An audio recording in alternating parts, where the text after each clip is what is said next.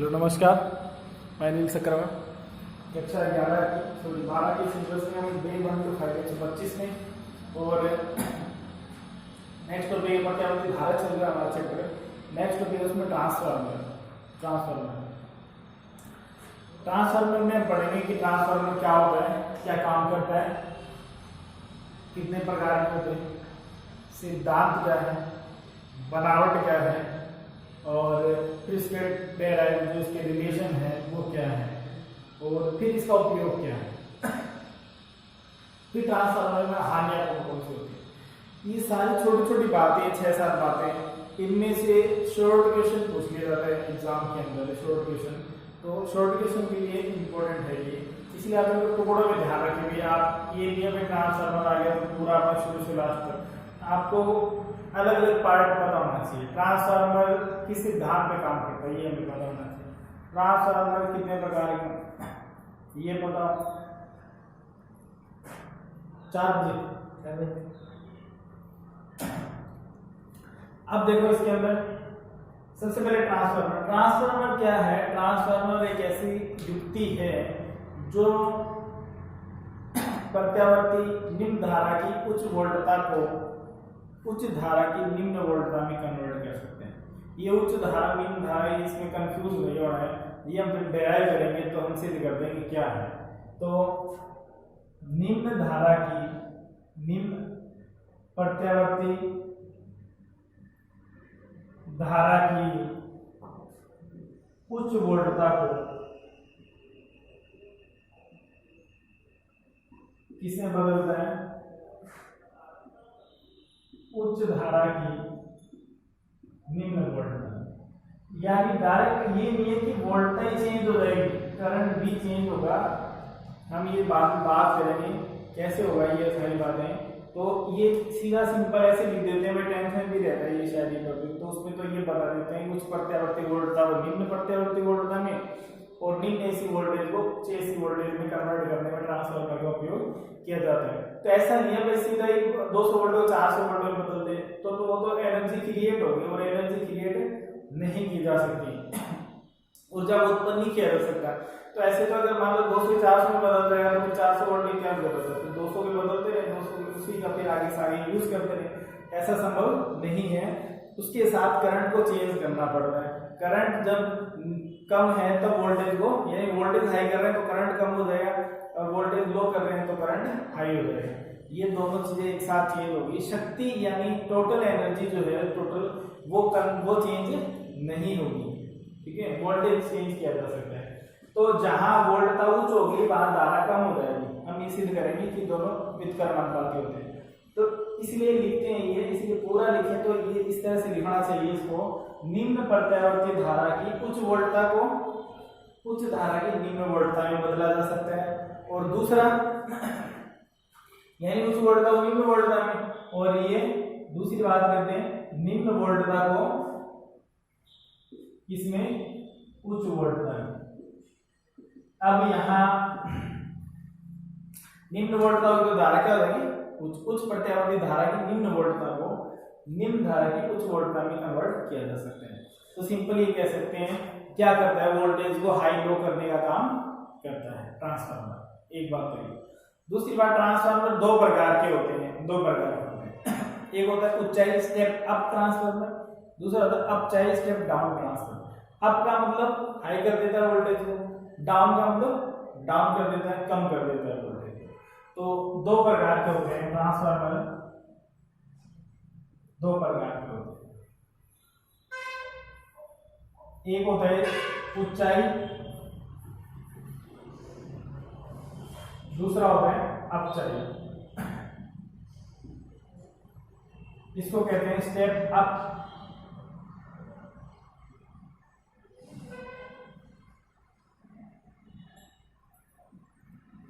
इसको कहते हैं स्टेप डाउन।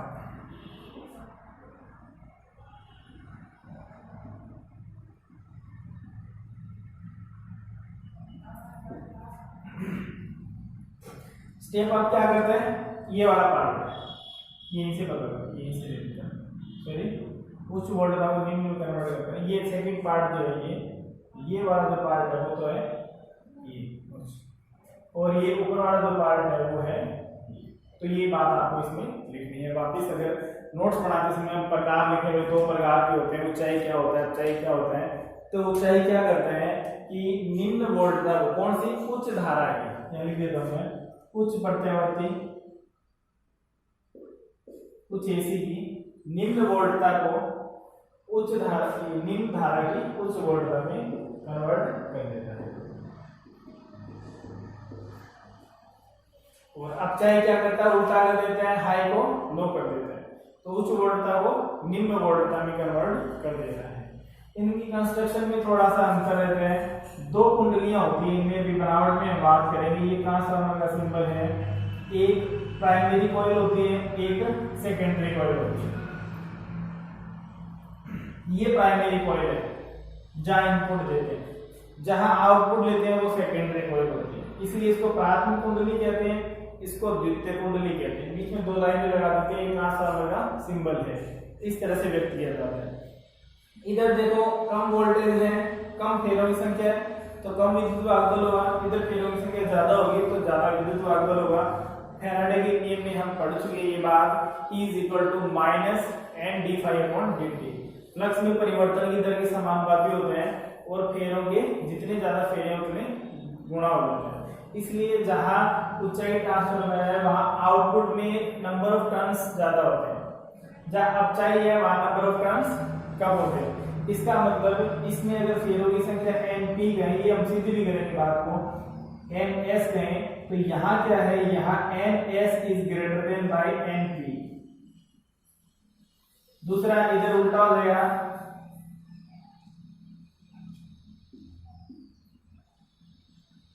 तो ये प्राइमरी कॉइल हो गई और ये सेकेंडरी कॉइल हो गई। इसमें फेरों की संख्या Np है और इसमें Ns है। तो यहां से क्या आ गया, Ns is less than from Np या Np is greater than from Ns। ठीक है, तो ये तो इसकी सामान्य परिभाषाएं हो गई। भाई ट्रांसफार्मर क्या होता है, दोनों बातें हैं। फिर उसके 2 भाग हैं, अलग अलग कर लिए। शो करना हो, हमें डिफाइन करना हो तो इस डायग्राम के साथ कर सकते हैं। फेरों की संख्या के अकॉर्डिंग इनसे डिफरेंस देख सकते हैं। जिसमें ज्यादा फेर होंगे वहां वोल्टेज ज्यादा होगा। तो अगर द्वितीय कुंडली में ज्यादा है तो आउटपुट ज्यादा मिलेगा, द्वितीय कुंडली में कम है तो आउटपुट कम मिलेगा। तो वोल्टेज डाउन हो रहा है इसलिए स्टेप डाउन रही अब चाहिए। जिसमें फेरों की संख्या ज्यादा है वहां ज्यादा आउटपुट मिलेगा, ज्यादा आउटपुट मिलेगा तो अप हो जाएगा वोल्टेज, इसलिए इसको स्टेप अप ट्रांसफार्मर कहते हैं। ये तो इसकी कॉमन। अब बात करते हैं सिद्धांत जैसे हमने जिक्र कर लिया फैराडे के अनुसार। तो फैराडे का जो नियम है वो पूरा का पूरा चैप्टर का नाम ही क्या था, विद्युत चुंबकीय प्रेरण। तो विद्युत चुंबकीय प्रेरण के सिद्धांत पे ये क्या करता है, काम करता है। वो हम पहले लिख चुके हैं। विद्युत चुंबकीय प्रेरण चाहे तो हम दोबारा लिख सकते हैं कि ट्रांसफार्मर विद्युत चुंबकीय प्रेरण के सिद्धांत पर कार्य करता है, जिसके अनुसार किसी कुंडली में जब धारा प्रवाहित की जाती है तो उसमें चुंबकीय क्षेत्र उत्पन्न होता है, उसका प्रभाव अन्य कुंडली पर आरोपित होता है, उसके फ्लक्स में परिवर्तन होता है। किसी कुंडली के फ्लक्स में परिवर्तन के कारण प्रेरित विद्युत वाहक बल की उत्पत्ति होती है और वही क्या है, फैराडे का नियम है। विद्युत वाहक बल का मान किस पे डिपेंड करता है, फ्लक्स में परिवर्तन की दर के समानुपाती होता है। ये फैराडे का प्रथम और द्वितीय नियम लिखा था और उसके साथ ही हमने फैराडे का नियम लिखते हैं, कंप्लीट लेंथ फैराडे का नियम लिखते हैं तो माइनस लेके लिखते थे। तो सिंपल आपको अगर इसको एक लाइन में बताना हो तो आप ये कह सकते हैं ये किस पे, अन्योन्य प्रेरण के सिद्धांत पर या विद्युत चुंबकीय प्रेरण के सिद्धांत पे भी कह सकते हो। 2 कुंडली है इसलिए इसको अन्योन्य प्रेरण कह सकते हैं। अन्योन्य प्रेरण के सिद्धांत पर जो विद्युत चुंबकीय प्रेरण का कार्य है, सिद्धांत पर कार्य करता है। पूरी बात बताएं तो बता सकते हैं अन्योन्य प्रेरण क्या है। ये आपके पास लिखा हुआ है पिछले चैप्टर में बहुत डिटेल से बहुत बार। अब आगे बात करते हैं कि ट्रांसफार्मर की बनावट कैसी होती है, फिर इसमें फॉर्मूलास कैसे दिए जाते हैं। तो बनावट में क्या होता है, एक लोहे की क्रोड पर विद्युत रोधी तांबे के तारों को लपेटा जाता है। तांबे के तार जैसे पंखे की मोटर में लपेटा जाता है, ऐसे लपेट दिए जाते हैं। ठीक है, दो कॉइल रहती है, एक पर जिस पर इनपुट दिया जाता है उसको प्राथमिक कुंडली कहते हैं, जहां आउटपुट लिया जाता है उसे द्वितीय कुंडली कहते हैं। ये बात आप बनावट में लिख सकते हैं कि लोहे की रोड पर विद्युत रोधी तांबे की तारों को लपेटा जाता है। इसके दो भाग होते हैं, प्राथमिक कुंडली और द्वितीय कुंडली। जिस भाग में इनपुट निवेशी प्रत्यावर्ती वोल्टेज दिया जाता है उसे प्राथमिक कुंडली, और जिस भाग में आउटपुट प्राप्त किया जाता है, निर्गत प्राप्त किया जाता है, उसे द्वितीय कुंडली कहते हैं। ये अब कैसे ड्रॉ कर सकते हैं इसे,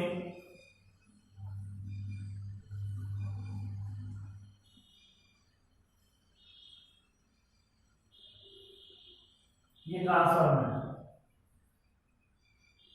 यहां प्रत्यावर्ती स्रोत देना है, एसी में कन्वर्ट करते हैं ध्यान से। या कोई भी लोड प्रतिरोध RL कह सकते हैं, जहां पर हम क्या लेंगे, आउटपुट लेंगे। यहाँ पर क्या देंगे, इनपुट देंगे। वोल्टेज को चेंज कर रहे हैं तो वोल्टेज के रूप में देंगे, EMF कह सकते हैं, विद्युत वार्डर, तो इसको EP कह देते हैं, EP, because this is the primary coil and this is the secondary coil, so EMF can show as an ES, EP and ES। तो EP क्या हुआ, प्राइमरी कॉइल पर आरोपित विद्युत वाहक बल, ES क्या हुआ, द्वितीयक कॉइल पर आउटपुट विद्युत वाहक बल। तो यहां से इसको, इसमें फेरों की संख्या कितनी भी हो सकती है, इसको MP कहते हैं, इसमें फेरों की संख्या कितनी भी हो सकती है, MS कहते हैं। ये एक ही कॉइल पर लपेटे जाते हैं, एक ही लोहे की रोड होती है जिस पर इनको लपेटा जाता है। तो इसमें क्या होता है, जब इसमें विद्युत धारा, देखो इसमें विद्युत धारा प्रवाहित की जाती है तो इसके चारों ओर चुंबकीय क्षेत्र उत्पन्न होता है, फ्लक्स उत्पन्न होता है। अभी प्रत्यावर्ती धारा है तो परिवर्ती फ्लक्स उत्पन्न होता है, ये लिखना आपको, परिवर्ती फ्लक्स उत्पन्न होता है। उस परिवर्ती फ्लक्स का प्रभाव सेकेंडरी कॉइल पर रहता है, तो सेकेंडरी कॉइल में प्रेरित विद्युत वाहक बल उत्पन्न होता है फैराडे के नियम से। तो जितना प्राइमरी में उत्पन्न होता है उतना ही वो किसके जाता है, सेकेंडरी में, क्योंकि दोनों क्या हो गए, एक ही लोहे की रोड पर लपेटा गया है, इसलिए युग्मन रहते हैं इनका। तो जितना प्राइमरी कॉइल में उत्पन्न होगा वही उस पे किसके जाएगा, सेकेंडरी कॉइल पर जाएगा। अब देखें फैराडे के नियम से, फैराडे के नियम से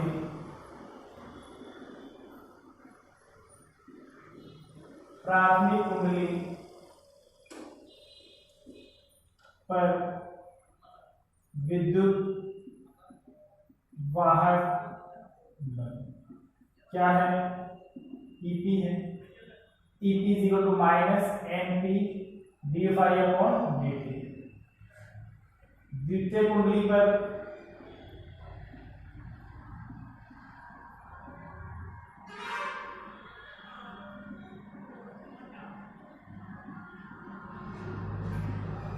ES है -NS, यहाँ भी dφ/dt, क्योंकि दोनों एक ही कॉइल पर लपेटी गई है, एक ही लोहे की रोड पर लपेटा गया है। तो जितना एक पर होगा फ्लक्स उतना ही दूसरे पर फ्लक्स दोनों पे समान होगा। ठीक है, फेरों की संख्या अलग अलग हो सकती है लेकिन फ्लक्स दोनों पे बराबर होगा। तो EMF जो है वो अलग अलग हो जाएगा क्योंकि दोनों पे फेरों की संख्या अलग अलग है। अब देखिए यहाँ से समीकरण 2 में 1 का भाग दे दो, चाहे 1 में 2 का भाग दे दो, चाहे ऐसे कर लो भाई, dφ/dt का मान निकालें तो ये इधर आ जाएगा, NP इधर आ जाएगा, -dφ/dt, यहाँ भी -dφ/dt निकाल ले तो NS इधर आ जाएगा। दोनों क्या है, जिस बराबर है इसलिए LHS भी क्या होगी, बराबर होगी। दूसरा डिवाइड कर दो, समीकरण 2 में 1 का डिवाइड कर दो, जिसका हम यूज करेंगे आगे, दोबारा रिवर्स नहीं करना पड़ेगा। 2 में 1 का भाग कर देने पर क्या आएगा, ES/EP is equal to NS/NP, ये फॉर्मूला है। अब देखो ये दोनों का अनुपात इन दोनों के अनुपात के बराबर है, तो इनका जो रिजल्ट आएगा वो इसका आएगा। इसको K से लिख देते हैं, K को कहते हैं रूपांतरण गुणांक। यहाँ की क्या है, रूपांतरण गुणांक है।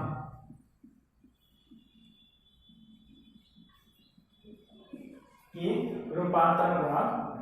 रूपांतरण का मतलब है के से भी पता चल जाता है कि अपचाई ट्रांसफार्मर है या उच्चाई ट्रांसफार्मर है, वोल्टेज ग्रेटर देन होगा या लेस देन होगा, कैसे होगी, कौन सा वोल्टेज ज्यादा होगा। तो के का जो मान है वो ध्यान रखें, एक ही रिलेशन में दूसरे की याद करना पड़ेगा। अपचाई ट्रांसफार्मर जो है, अपचाई ट्रांसफार्मर के लिए के का मान ग्रेटर देन 1 होता है, ग्रेटर देन 1 होता है। तो यहां से क्या आ जाएगा, ns upon np is greater than 1 is equal to के है, तो क्या आ जाएगा greater than ns is greater than from क्या आ गया np। ये बात हमें यहाँ डायग्राम में भी हमने ये बनाया, ये ना उच्चाई ट्रांसफार्मर, तो उच्चाई ट्रांसफार्मर में क्या लिखा है, ns is greater then np। यहाँ भी क्या है, इससे अगर आप के का मान पता है तो भी हम इसमें अगर यूं देते हैं भाई किसी ट्रांसफार्मर के लिए के का मान लेस देन 1 है, 1 से कम है, तो कैसा ट्रांसफार्मर कैसा है, तो ये हमें यहाँ से आएगा कि पता चलेगा कि किसमें फेल होगी संख्या। अगर ये कंसेप्ट क्लियर है तो इसको इससे रिलेट कर देंगे, भाई यहाँ पता चल गया ns is greater then np, तो आप बढ़ा के देख लो ns कौन सी है, सेकेंडरी को द्वितीय कुंडली है, तो द्वितीय कुंडली में फेल होगी संख्या ज्यादा है, इसका मतलब द्वितीय कुंडली पर विद्युत वाहक बल ज्यादा है, इसका मतलब आउटपुट ज्यादा है, आउटपुट ज्यादा है तो क्या हो रहा है, इनपुट कम है, कम को ज्यादा कर रहा है, ज्यादा कर रहा है तो उच्च कर रहा है, इसलिए उच्चाई ट्रांसफार्मर। इसका अपोजिट ले सकते हैं, अपचाई के लिए भी लिख सकते हैं आप, तो अपचाई के लिए क्या होगा, k इज लेस देन 1 होगा, then ns upon np is less than 1, it means ns is less than from np। ये सेकंड कंडीशन आ गई,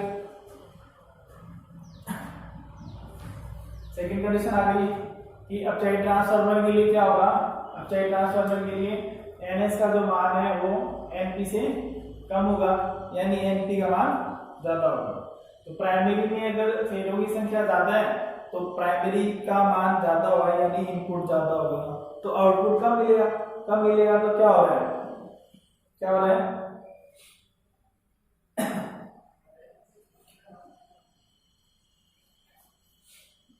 आउटपुट कम मिलेगा, तो हम इनपुट ज्यादा दे रहे हैं, आउटपुट कम प्राप्त हो रहा है, डाउन हो रहा है, इसलिए स्टेप डाउन ट्रांसफार्मर हो जाएगा। तो के के मान से भी शॉर्ट क्वेश्चन में बताए जा सकते हैं। ऐसे क्वेश्चन दे दिया जाए कि अपचाई ट्रांसफार्मर के लिए फेरों की संख्या में संबंध लिखो, तो अपचाई ट्रांसफार्मर के लिए ns is less then np, ऊंचाई के लिए क्या दें, तो ये सॉरी हमने ऊंचाई है, ऊंचाई लिखने में ऊंचाई लिख दिया, लेकिन ऊंचाई है, ऊंचाई बोल रहे हैं k इज ग्रेटर देन 1। तो अगर आपको कहते हैं कि फेरों की संख्या में संबंध लिखिए तो इस तरह से बताया जा सकता है। ये तो आ गई। अब इसमें करंट का जो ये वाला मैटर है वो कैसे याद रखेगा, देखो ये वाला मैटर जैसे तो सिंपल बात है कि इसको शक्ति का जो मान है वो नहीं बदलता, ऊर्जा को नष्ट नहीं किया जा सकता, उत्पन्न नहीं किया जा सकता, ये नहीं डायरेक्ट 200 से 400 हो जाएगी वोल्ट जैसे मैंने बताया, ऐसा नहीं होगा। शक्ति जितनी इनपुट की है उतनी ही किसकी रहेगी, आउटपुट की शक्ति रहेगी, जितना इनपुट है उतना ही आउटपुट रहेगा, उसमें परिवर्तन नहीं होगा। अब शक्ति को हम पिछले टॉपिक में पढ़ चुके हैं 2-3 जगह कि शक्ति P बराबर VI होती है, V को EMF को E से लिख देते हैं तो EI हो गया। अब इनपुट पार्ट के लिए EI कितना होगा, यहाँ शक्ति कितनी होगी, यहाँ शक्ति होगी EP IP, यहाँ शक्ति कितनी होगी ES IS, दोनों क्या होंगे, दोनों बराबर होंगे, शक्ति का मान बराबर रहेगा। तो यहाँ से रिलेशन आ जाएगा, आप इसको लिख लें चाहे स्क्रीनशॉट ले लें, मैं इसको मिटा देता हूँ, फिर वो थोड़ा सा हम डेरिवेशन और लिखेंगे इसमें।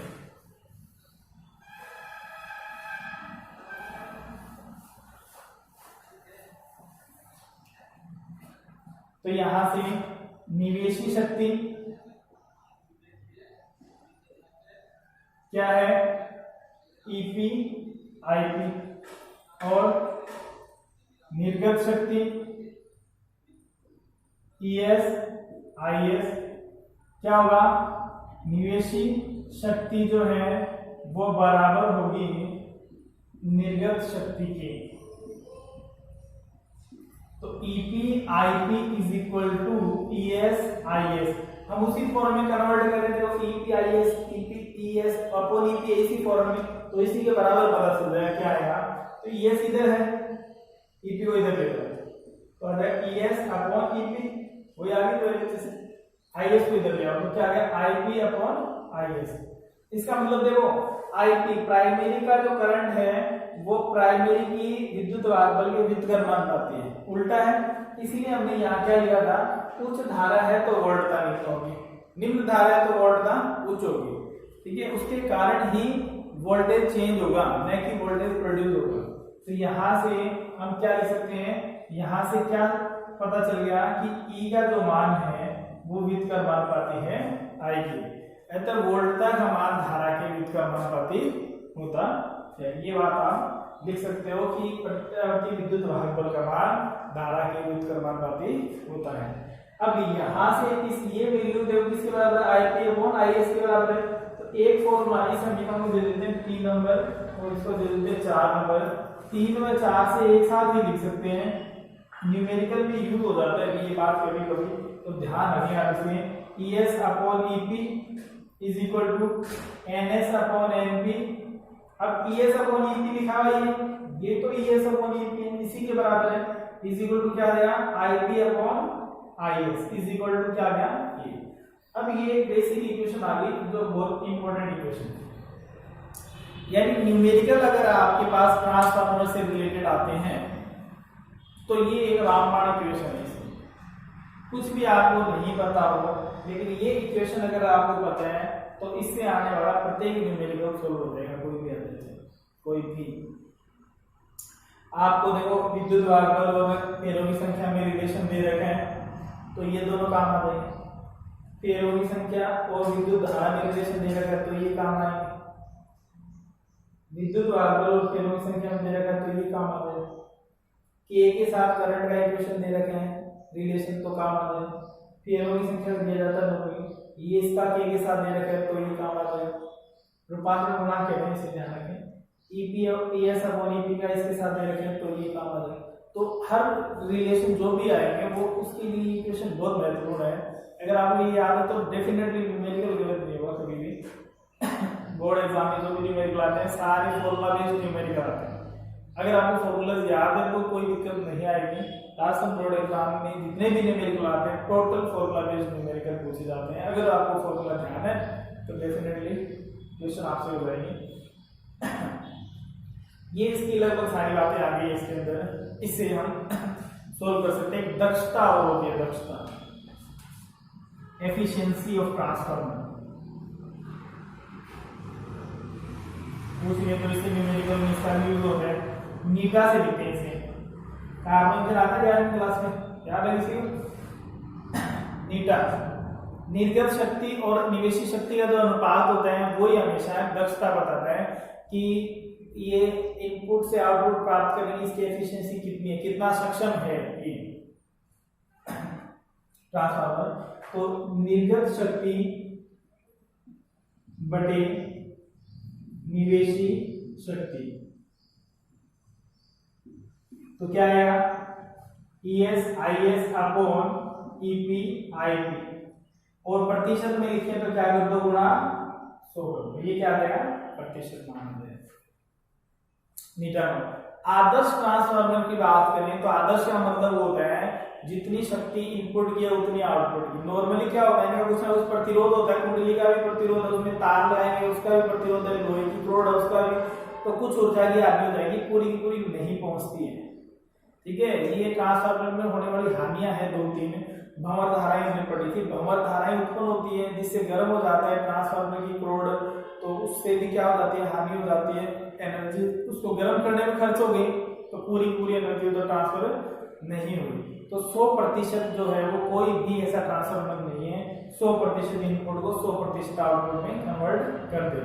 इसलिए आदर्श वर्ड यूज किया जाता है। आदर्श वो होता है जो निवेशी शक्ति को पूर्णतः निर्गत शक्ति में कन्वर्ट कर देता है, यानी मैक्सिमम आउटपुट। सीधा कह सकते हैं आदर्श का मतलब होता है 100%। अगर 100% कन्वर्ट हो रही है वैल्यू, इट मींस वो आइडियल वैल्यू है। तो आदर्श ट्रांसफार्मर की दक्षता कितनी होती है, आदर्श ट्रांसफार्मर की दक्षता 100% होती है। अब देखो इसमें हानियां हैं, कुछ ऊर्जा हानियां, इसमें ट्रांसफार्मर में ऊर्जा हानि। सबसे पहले होते ताम्रिक हानि। ताम्रिक बाइनास पूछ रहे एक नंबर में कि हानि कौन कौन सी होती है। ताम्रिक, ताम्रिक का मतलब तांबे से, तांबे की तारें लपेटी जाती है, मतलब कुछ प्रतिरोध होता है, तो कुछ ऊर्जा की हानि उनमें हो जाती है। जब उसमें करंट प्रवाहित होता है तो किसके अनुसार होती है, आई स्क्वायर आरटी के अनुसार उनका प्रतिरोध है, तो कुछ ना कुछ ऊर्जा की हानि उसमें रूप में हो जाती है, उसे कहते हैं तांत्रिक हानि। एक बात। दूसरी आती है फ्लक्स हानि।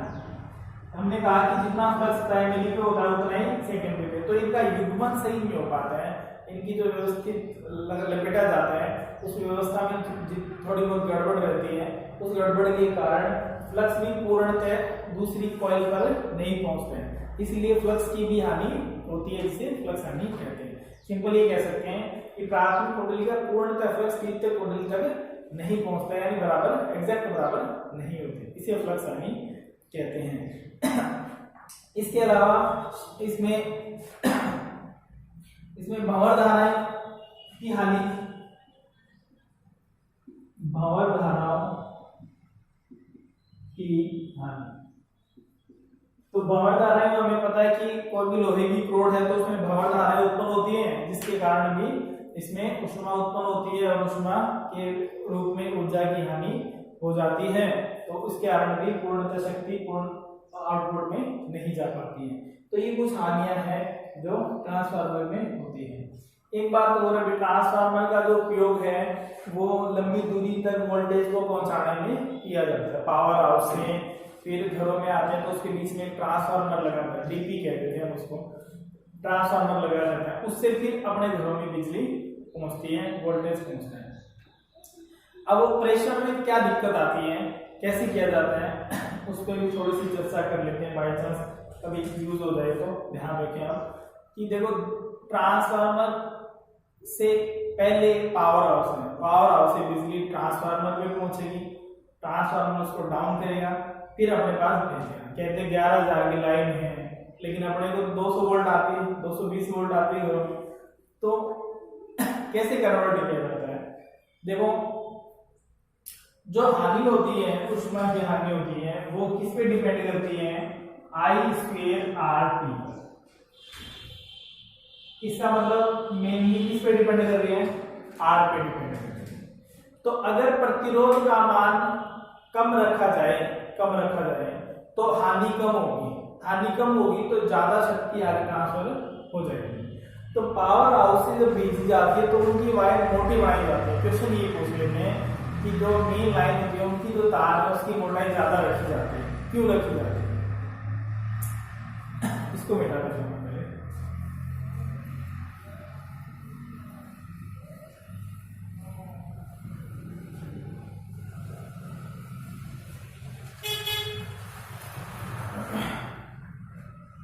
एच का जो मान है किस पे डिपेंड कर रहा है, आई स्क्वायर आर टी पर, बेसिकली किस पे डिपेंड कर रहा है, आर पे। अब देखो आर का मान क्या होता है, आर का मान किस पे निर्भर करता है, आर का फॉर्मूला आप पढ़ चुके हैं, R is equal to rho into L upon A. It means R is directly proportional to and also inversely proportional to A. R का मान लंबाई के समानुपाती होता है और आर का मान अनुप्रस्थ काट के क्षेत्रफल के विद का अनुपाती होता है। अब देखो हमें पावर हाउस से बिजली लानी घर तक, और उसके लिए जितनी पावर हाउस की डिस्टेंस है उतनी लंबी हमें तार चाहिए। तो न तो पावर हाउस खिसक सकता है तो नहीं हमारा घर खिसक सकता है, तो फिर तार की लंबाई में तो कोई परिवर्तन नहीं होगा। इसका मतलब इस फैक्टर को तो हम चेंज नहीं कर सकते हैं, ये फैक्टर तो क्या रहेगा, कांस्टेंट रहेगा, इसमें कोई परिवर्तन नहीं किया जा सकता। दूसरी बात आती है आर का जो मान है वो किसके वित्त का मान पाती है, क्षेत्रफल के वित्त का मान पाती है, ए के वित्त का मान पाती है। ए क्या होता है, ए होता है तार का अनुप्रस्थ काट का क्षेत्रफल, सिंपल मोटाई, कि अगर ए को बढ़ा दे तो प्रतिरोध कम हो जाता है, इसका मतलब तार की मोटाई बढ़ा दो, लंबाई तो नहीं रहेगी, लंबाई तो कर ही नहीं सकती चेंज, मोटाई बढ़ा दो तो भी प्रतिरोध कम हो जाता है।